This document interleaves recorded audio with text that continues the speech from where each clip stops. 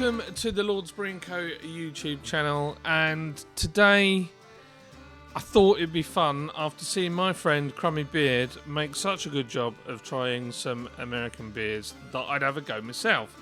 And as you know, I have a brewery called Lord's Brewing Company in Huddersfield, West Yorkshire, and we're a craft brewery, and I thought it would be fun to try some craft beers. So I have these ones from DC Brau. And these guys are based in Washington DC, so I've actually got quite a few of these, but I thought it might make for a terrible video because the chances are if I drink all of them I might fall over. I've also got one from Tailgate Brewing, which, I mean, any excuse to have a vehicle of some sort on a beer, and you know, you're with me, you've won me over straight away. And that's from Memphis, Tennessee.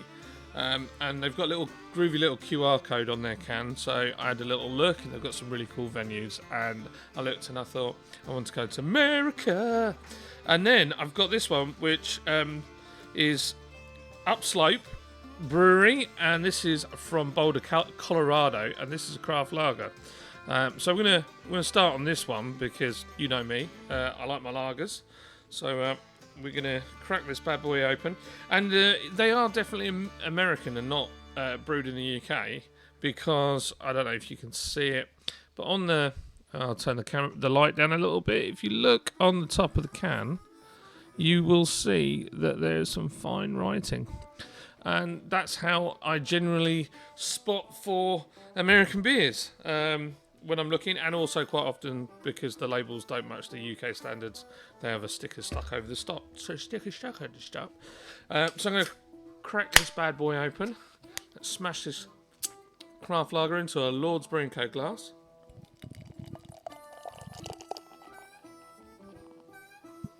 Right, look at that. Woo! That is light. That is a beautiful colour. Super straw colour. Very light. That is light in it. My wife even turned around. Mama! She turned around and looked. That is very light, isn't it? It's a lovely colour. And there's loads of carbonation going on in there. I'd just like to apologise for the way my set looks at the moment. I'm in the process of moving house, but it's taking way longer than we thought it would. So there's boxes everywhere. It doesn't normally look this shabby. So if this is the first time to the channel, my apologies. Right, let's give it a smell. Ooh. Okay, so there's some light hops there. There's so this is always the thing with craft lager. There's the temptation to go mad on the hops, but I don't think that's the way to do it for the majority of people. But there is definitely sweetness. It's kind of tropical, but it's lemony. It's like a very light flavour. It's not what I would call like typically overly floral, or I'm not getting loads of tropical notes or anything like that. It's just nice, and it smells very fresh and sort of upbeat. So yeah, malt wise, I can't smell the malt at all, but that's because of the hops and the carbonation probably. So yeah, I'm dying to get in there. So this is my first beer of the weekend, and it's May weekend, and it's the right thing to do.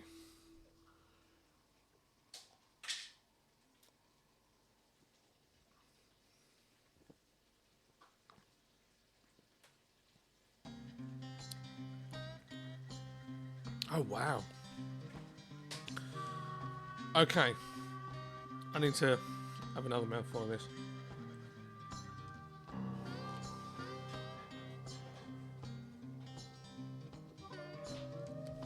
That is unbelievably light, massively crisp. The carbonation's roaring away in the glass, and this glass doesn't have any nucleation at the bottom. It's not overly hopped, but it's just right, just the right amount actually. I'm surprised how not hoppy it tastes, given how it smells.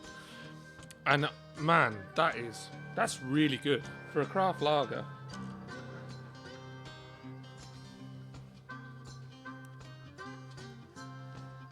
This is very, very, very light, very smashable. There's nothing to it. I know that sounds really crazy, but there's no metallic taste. There's no like massive malt backbone like you get with, say, a New York lager where there's loads of malt base, a bit like a Kolsch. There's nothing like that. Like, if I read the instructions and it said that it was rice-based beer, I would completely believe it. It's right there with, like, I tell you what it tastes like. It tastes like something like Corona, but with a much better manufacturing process. So it doesn't have, it's not skunked or anything like that, and it's got a really nice selection of hops that don't overpower it, but give it loads of good aroma.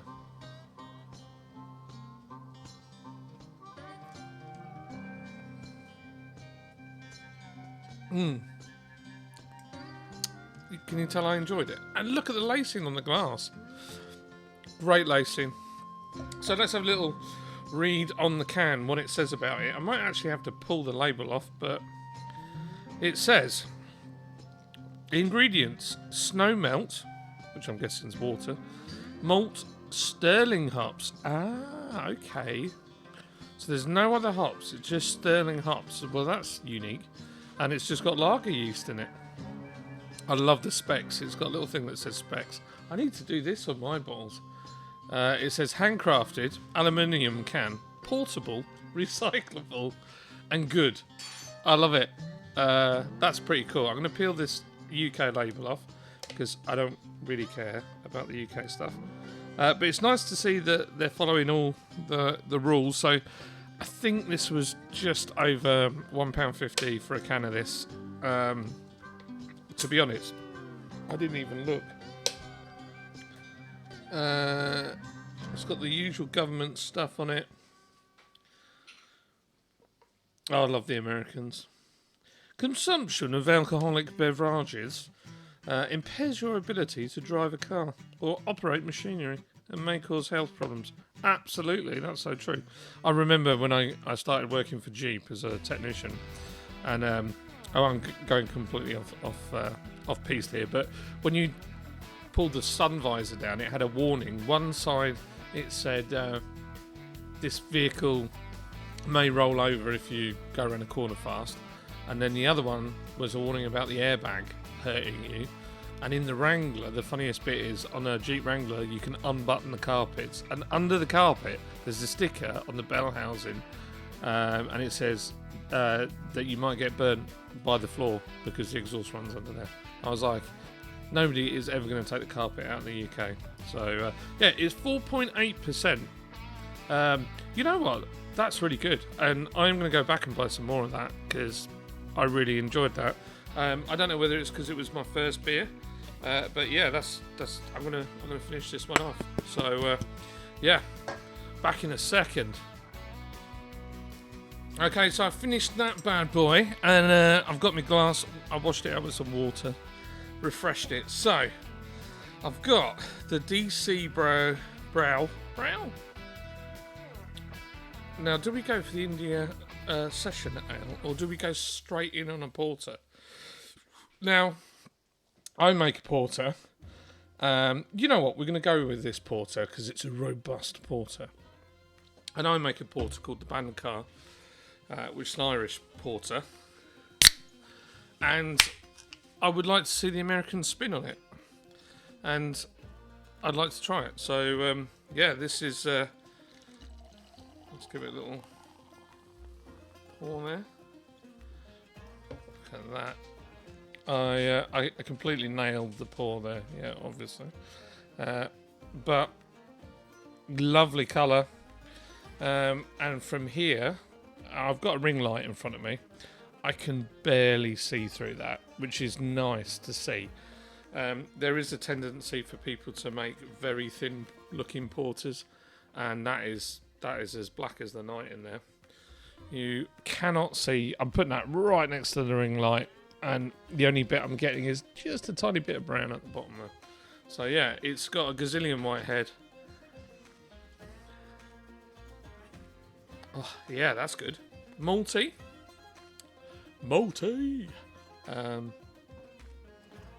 chocolatey. It's got that nice. I can't explain the smell, but we get it when we do dark beers. It's like a. I don't know. It's not botherly smell. It's not meaty, but it's kind of like a not even earthy, but it's a smell that I pick up. I don't know. It's probably a mixture of two smells, but it smells real. You know what I mean? Like the grain. I tell you what, it smells like. It smells like when we dig out the mash tun, and there's just like this smell of grain in the air. That's what it smells like. Right, not particular hoppy, which you would expect. You don't really get porters not supposed to be super hoppy anyway. Head's calmed down a bit now. So porters in the UK tend to be more cask driven. You tend not to see them on keg, but that doesn't mean that that's wrong or anything like that. It's just a different style. I'm really excited to try this beer out because I want to see what the Americans' take is on a porter.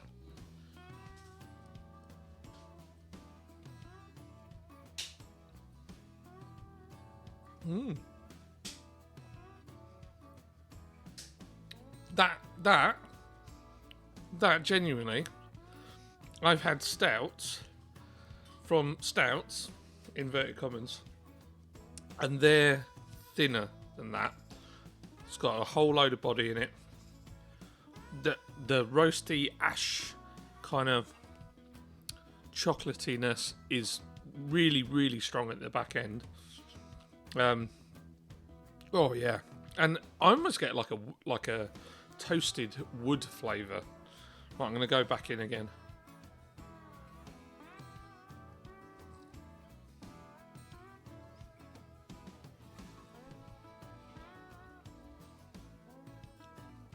Yeah. It doesn't have lots of dark fruit. It's definitely, there's nothing like that in it. For me, I get loads of chocolate. Big sort of oaky, woody kind of roasted flavours. And this one gets a hell yeah, brother.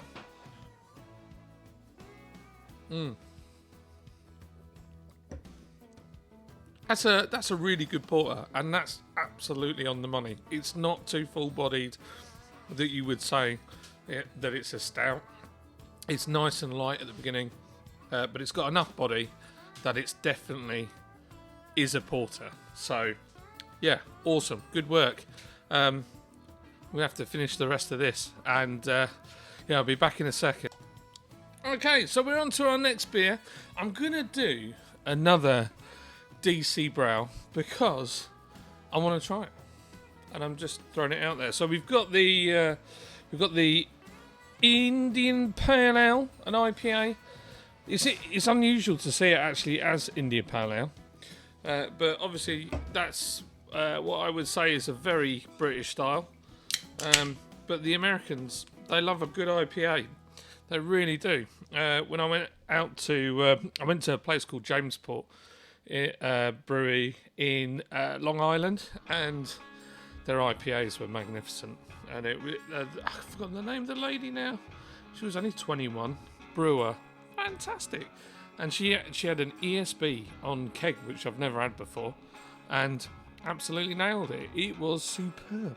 So right, let's get in there. Let's get this bad boy in there. Can you tell I've had a beer? I can tell. Oh, wow. That's a bit more hoppy. It smells like mosaic to me. But I don't know. It might not tell me on the can anyway. Because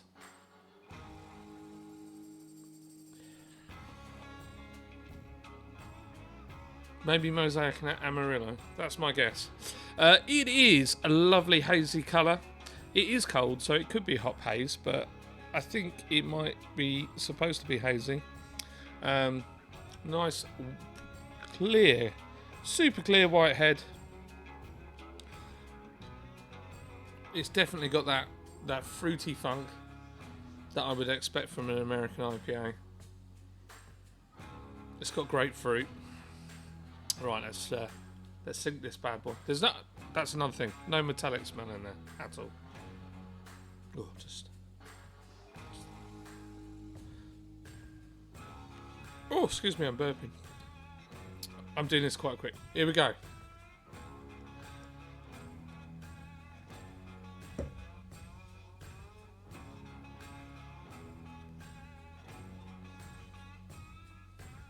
Man, the carbonation is really right.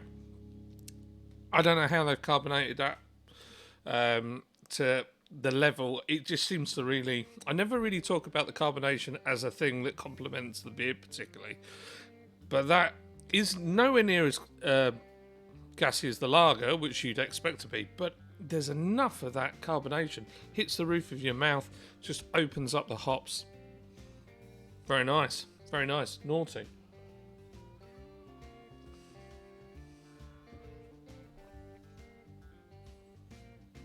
Loads of lemon. Like citrus. There's not a hint of orange anywhere. It is lemon, lemon, lemon, lemon all the way.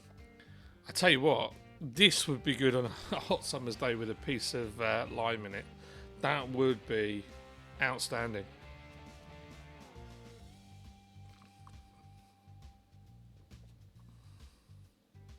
The main things I'm getting, lemon and grapefruit. There's kind of a nice peppery aftertaste. You can tell it lingers in your mouth. Those alpha acids are quite high. Cumalones, are quite high, which is nice. I enjoy that. I like a bitter beer. This is very, very good as well. Man, I can't believe these came from America. And they're in home bargains. Right, let's have a little look at the can because I know absolutely nothing about it. Okay, it says in session. Until 1950s, Congress would often adjourn before July in an effort to avoid the high humidity and the sweltering temperatures that overwhelm the capital during the summer months. Only with the introduction of modern aircon would Congress be in session year-round, though the tradition of a summer break has continued as August recessed. No way, I didn't know that either. Man, this is really cool. I love what... Right, okay, so barley, wheat, hops, yeast. Oh, come on. Please tell me what the hops are in this. Right, DC Brau, if you ever get to watch this video, I'd love to know what hops are in there, because that's really good. That is really good. I like that. And I've never seen... I don't think I've ever had a lager from Upslope's lager with just Sterling as one single hop. It worked really, really well. I like that bad boy. 4.5 ABV. That's a good little beer, that. That's a good little beer. So, that one gets a solid. Do it for Dale, baby. Do it for Dale. Right. I'm going to drink this, and then we're on to our last beer. Okay? So, there's no more after this. This is the last one. So, I hope you're enjoying it, and I hope you haven't died of boredom watching me drink too much beer. So I'll be back soon. Hell yeah, brother.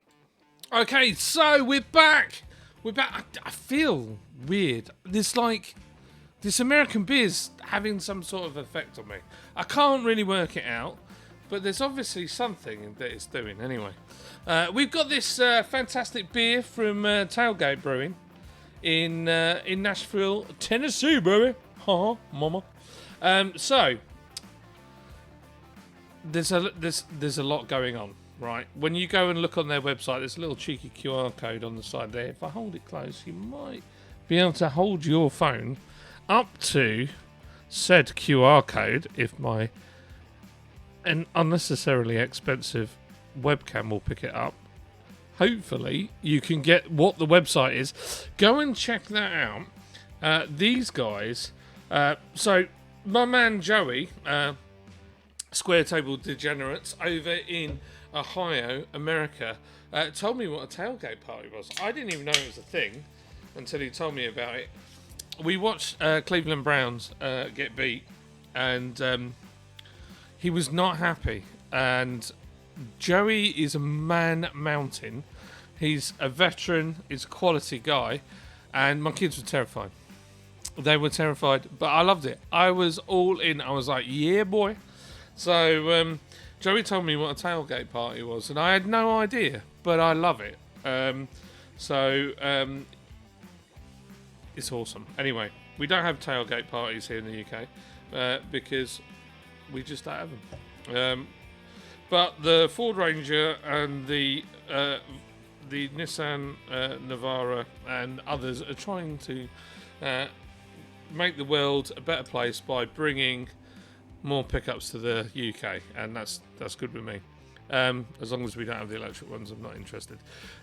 So, much lighter Whitehead could be my Pit Vipers that are doing that, but not as dark as what was on the DC Brau beer.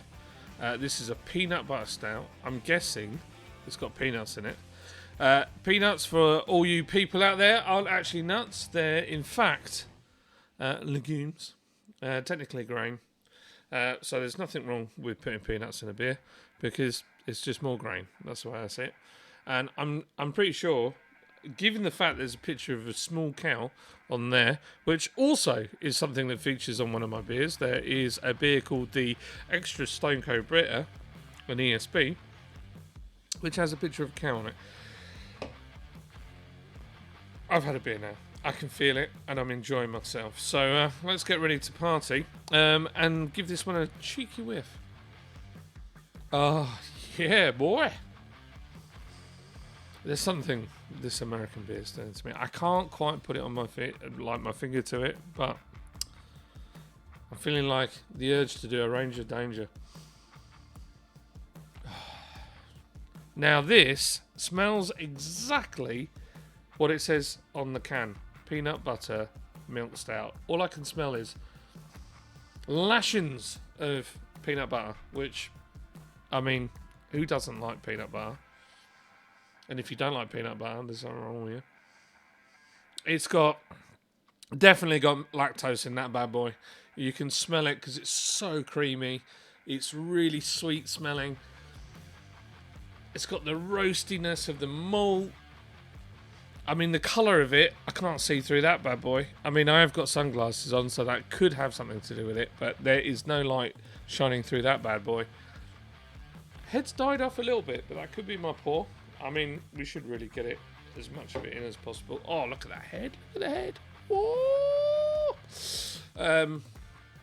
I don't think it's nitrogen infused, but it might be because the bubbles are super fine. Have a look. Tell me what you think, but that could be nitrogen. Right. Okay. Smells like peanut butter. It's roasted. It's chocolatey. It makes me want to drink it because these are all the things I like because I'm fat. And so I'm gonna go right in there.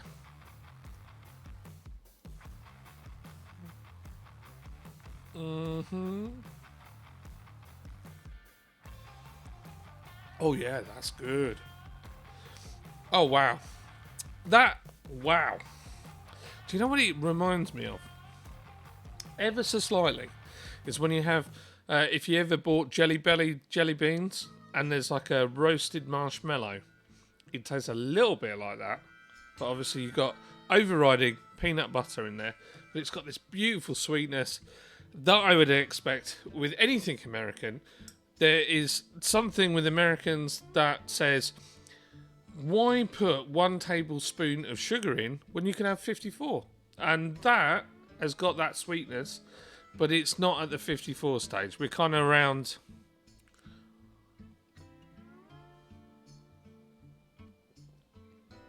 4. It's like 4 on the sweetness. It's sweet, but it's got a nice kind of, there's a dry backbone trying to get out of the malt. Yes, this is exactly what it says on the tin. And for £1.70, all the way from America, you can't go wrong. Now, I'm sorry if you're vegan. This might upset you. This has got a cow on it that is clearly relaxing, playing with its udders, and it's about 4 cans deep in drinking its own peanut butter beer. So maybe this is not the video for you, but if you're in Yorkshire or the UK, all my beers are vegan. And believe it or not, I'm not vegan, but I understand why you want vegan stuff. But if I ever wanted to do a peanut butter milk stout, I would do it. But it's not because I'm rambling, aren't I? I'm rambling. This is what this beer does to you. It's amazing. I've had a great time. At this point, this one needs a do it for Dale and a hell yeah brother. And this is something that I feel the Diesel brothers would really enjoy. So if you got a V8 and you got a pickup, then fire me up, baby. Yeah.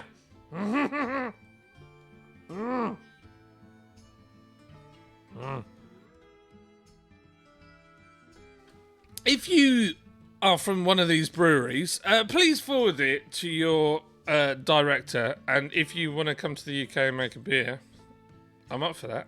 That'd be nice. I like it a lot. And a shameless plug, if you're in America and you have a brewery, I've got no money, so an invite out would be great. I could, for you, be silly and English. That's not really a selling point, is it? No. America!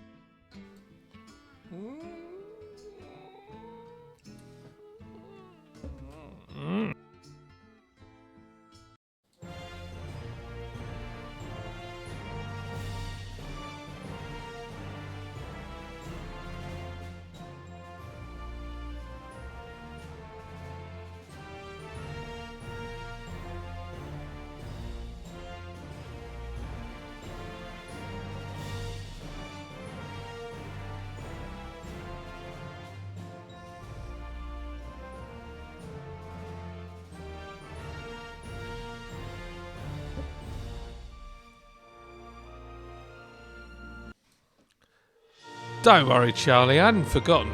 You know, I've got my beers, it's all good. Got my flashy lights. National anthem, Burma.